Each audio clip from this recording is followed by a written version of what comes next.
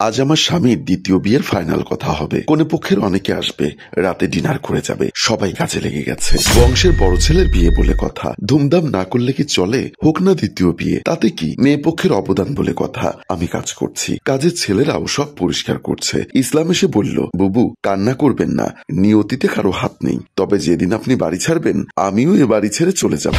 সে নিজের কাজে লেগে পড়ে। শাকিল এসে বলল, আপামনি এ বাড়িতে পড়ে আছে আপনার মমতা সহানুভূতিতে, আপনি ছাইরা চাইেন না। আমি বোবা কান্নায় সেখান থেকে চলে আসি। রান্নাঘরে এসে কাজ করছি আবারও। মেয়ের নাকি বিয়েতে খুব সেজেগুজে ছবি তোলার ইচ্ছা। প্রতিটা মেয়ের এমন স্বপ্ন থাকে, তার উপর শুনেছি মেয়ের দিক থেকে প্রথম বিয়ে। আমার শাশুড়িমা জোর গলায় বলেছে নতুন বইয়ের কোনো শখ অপূর্ণ রাখবে না। নিজের বিয়ের কথা মনে করে অনামিকার চোখের জল গাল গড়িয়ে পড়ে যাচ্ছে। সব কষ্টের মলম থাকলেও নিজের স্বামীর ভাগ অন্য কাউকে দেওয়া কষ্টের মলম বোধ হয় এই দুনিয়াতে তৈরি হয়নি। হঠাৎ করে অনামিকা চিৎকার করে উঠল। উফ!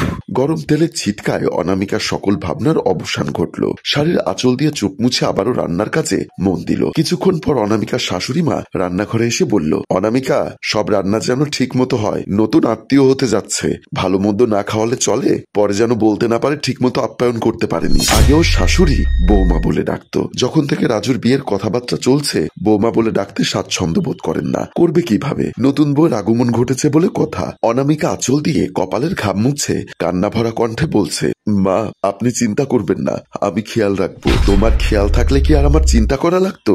আজকাল তো কোনো কাজ ভালোভাবে করতে পারো না, না পারলে বলো, এখনো রান্না করার মতো শক্তি আছে আমার। এত বুড়ি হইনি যে রান্না করতে পারবো না।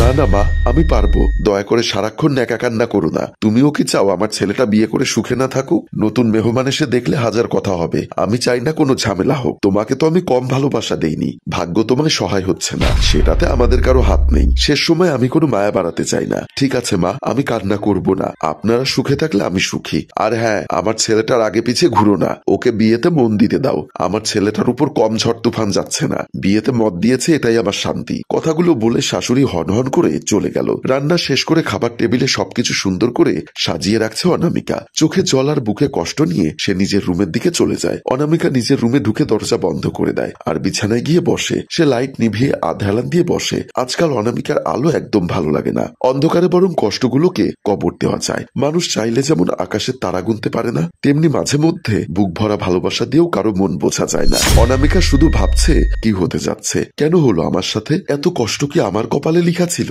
ভাবনার কোনো কুলকিনারা খুঁজে পাচ্ছে না সে। চারিদিকে কত আলো ঝলমল করছে, শুধু আমার মনটাই অন্ধকারে ঢেকে গেছে। সবার মনে কত উল্লাস বিয়ে নিয়ে। আচ্ছা, রাজুর মনেও কি আনন্দ হচ্ছে নতুন বউয়ের জন্য? ওর মনেও কি ভালোবাসার ঢেউ বয়ে যাচ্ছে যেমনটা হয়েছিল আমাদের বিয়ের সময়? খুব জানতে ইচ্ছা করে এত নতুনত্বের মাঝে আমার কোনো অস্বস্তি আছে কিনা। আজকাল খুব প্রয়োজন না হলে আমার কাছে আসে না। অবশ্য আমার থাকা না থাকাতে ওদের কিচ্ছু এসে যায় না।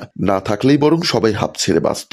ওরা আমাকে রাখতে চায়নি, বরং আমি জোর করে থেকে গেলাম। দু চোখ ভরে দেখতে চাই কিভাবে রাজু অন্য একজনকে ভালোবাসে। আমার মা বলতো 30 বছর সংসার করেও নাকি অনেক সময় স্বামীকে আপন করা যায় না। সত্যি কি আসলে তাই? হয়তো তাই। অবশ্য কিন্তু এখানে ওদের কোনো দোষ নেই, যত দোষ আমার ভাগ্যের। না না, এখন আর কান্না আসে না। কান্নারও একটা সীমা আছে। কতক্ষণ কাঁদা যায়? বললে কি আর কান্না হার মানে? ঠিকই চোখের জল পড়তেই থাকে। কাঁদতে কাঁদতে অনামিকার চোখ লেগে এসেছে। দরজা ধাক্কার আওয়াজ শুনে অনামিকা আটকে উঠল। অনামিকা, অনামিকা, এত ঘুম কোথা থেকে আসে? উফ, মেহমানরা চলে এসেছে, তাড়াতাড়ি এসো। অনামিকা গায়ের কাপড়টা ঠিক করে চোখ মুছে নিল। নিজেকে শক্ত করে দরজার ওপাশ থেকে জবাব দিল, আসছি মা। বের হয়ে অসহায় চোখ দুটি রাজুকে খুঁজছে। না, আশেপাশে কোথাও নেই। হয়তো নতুন মেহমানদের সময় দিচ্ছে। দুদিন পর বিয়ে করবে, তাদের সাথে কথা না বললে কি হয়? ডাইনিং টেবিলে কাজ করছে তার শাশুড়ি ও ননদ মিম। অনামিকার শাশুড়ি মা এত বেশি অস্থিরতা দেখাচ্ছে যেন আগে কোনোদিন মেহমান আসেনি। রাগে গজগজ করে মেয়েকে বলছে, তাড়াতাড়ি হাত চালা, ডিমের পুডিংটা ফ্রিজ থেকে বের কর। আমি আর তুই না করলে দেখবি সময় মতো কেউ খেতে পারবে না। অনামিকা তাদের পাশে এসে দাঁড়ায়। মিম বলল, মা বাদ দাও না এখন এসব কথা। আমার ভাইয়ের বিয়ে আমাকেই তো করতে হবে।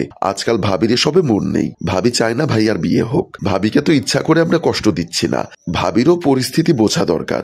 বুঝি না ভাবি কি চায় না এই সংসারে সুখ শান্তি আসুক? অনামিকা মিমের কথায় নিজেকে ধরে রাখতে না পেরে, মিম ভেবো না বোন, আমি তোমাদের সংসারের সুখ শান্তিতে বাধা দিব না। তোমার ভাইয়ার বিয়ের সকল কাজ আমি নিজ হাতে করব। দেখো ভাবি, আমরা ইচ্ছা করে কেউ তোমাকে কষ্ট দিচ্ছি না। তুমি তো জানো মায়ের নাতি নাতনির কত শখ, তার উপর আমাদের একমাত্র ভাই। হ্যাঁ, কেউ আমাকে কষ্ট দিচ্ছে না, আমার কষ্টগুলো একান্ত আমার নিজের, সেগুলোর ভাগ অন্তত আর কাউকে নিতে হবে না। আমাকে দয়া করে তোমরা থাকতে দিয়েছো, এটাই অনেক। শাশুড়ি কথার মোড় ঘুরিয়ে বলল, অনেকক্ষণ হয়ে গেছে, নাস্তা রেডি হয়নি, নতুন মেহমানরা যে কি ভাববে। মা, আমি করে দিচ্ছি, আপনি ডাইনিং রুমে গিয়ে ওনাদের সাথে কথা বলুন। তারা মা মেয়ে চলে যায়। অনামিকা মিমের আচরণে আজকাল অবাক হয়। মিম তো শুধু ওর ননদ না, নিজের ছোট বোনের মতো ছিল। বিয়ের পরে কত ভালো সময় কাটিয়েছে মিমের সাথে, ভাবতে অনামিকার চোখে পানি চলে আসে।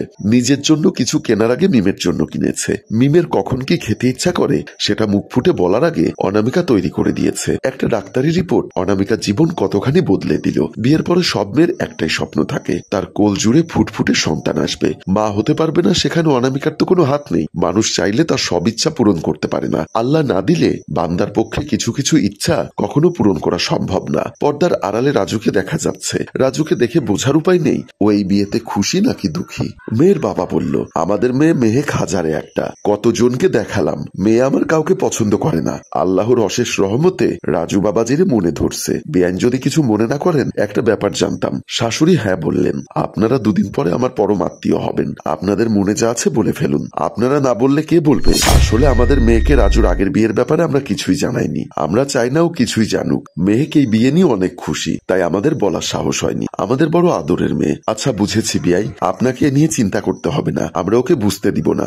আসলে কি আর বলবো, বিয়ের কিছুদিন পরে রাজুর বউটা গহনাগাটি নিয়ে পালিয়ে গেছে, এতে আমার ছেলেটার কি দোষ বলুন? 10 দিনের বিয়েকে কি সংসার বলা যায়? তারপর থেকে ওকে বিয়ে করানোর চেষ্টা করছি, অবশেষে রাজি হলো। শ্বশুর বলল, আজকালকার মেয়েদের বোঝা মুশকিল, তবে আমাদের মা আপনাদের নিরাশ করবে না। আমার নতুন বৌমার মুখ দেখলেই বোঝা যায় কত মায়াবতী লক্ষ্মীমন্ত, দেখলে মনটা ভরে যায়। অনামিকা নিজের কানকে বিশ্বাস করতে পারছে না। কি বলছে সবর শাশুড়ি? এত বড় মিথ্যা কত সুন্দর করে বলে দিচ্ছে। খারাপ সময় না আসলে আমি কখনো এদের আসল রূপ দেখতে পারতাম না। আর ওরা কেন অবিবাহিত মেয়েকে এখানে বিয়ে দিতে চাচ্ছে? শুধু কি পছন্দ হয়েছে, নাকি এসবের পেছনে অন্য কাহিনী লুকিয়ে আছে? সত্যি মানুষ স্বার্থের জন্য কি না পারে। সব শুনেও রাজু শান্ত ছেলের মতো বসে আছে। ও শান্ত হয়ে বসে থাকা প্রমাণ করে দিচ্ছে ও কি আসলে চায়। কখনো ভাবিনি এই দিন আমাকে দেখতে হবে। অনামিকা মিথ্যা নাটকটা আর নিতে পারছে না, সে সেখান থেকে চলে যায়। ঘুমের ওষুধ খেয়েও ঘুম আসছে না অনামিকার। রাত 1টার দিকে রাজু রুমে আসলো। পায়ের আওয়াজে বুঝে গেছে রাজু আসছে। কত চেনা শব্দ। অনামিকা বুঝতে পেরেও ঘুমের ভান ধরে শুয়ে আছে। রাজু কোনো কথা না বলে বাচ্চাদের মতো গুটিসুটি মেরে পাশে শুয়ে পড়ল। শোয়ার সাথে সাথে রাজুর চোখে রাজ্যের ঘুম। তখনও অনামিকার চোখে ঘুমের আনাগোনা নেই। চোখের পানি ঘাড় বেয়ে পড়ে বালিশ ভিজে যাচ্ছে, অথচ রাজু বলতেই পারবে না তার পাশে শুয়ে থাকা মানুষটির মনে তুফান বয়ে যাচ্ছে। হঠাৎ ঘুমের ঘোরে রাজুর হাত অনামিকার বুকের উপর চলে গেল। আর এখানেই একটি মেয়ের চাপা কান্না দেখিয়ে আমাদের গল্প শেষ হয়। সম্মানিত ভিউয়ার্স, কিছু কিছু মেয়ে শ্বশুরবাড়িতে সবটা করার পরেও দারুণভাবে অবহেলিত হয়। আসলে বাচ্চা জন্মদানে কি কারো হাত আছে? তাই সাবধান হন। গল্পটির ভাবনা ও পরিচালনায় হাশেম রাজু, চিত্রগ্রহণ শিহাব ও শাকিল, প্রযোজনায় মঞ্জুর মোর্শেদ মিউজিক প্লাস। গল্পটি ভালো লাগলে লাইক, কমেন্ট ও শেয়ার করে দিন। ধন্যবাদ।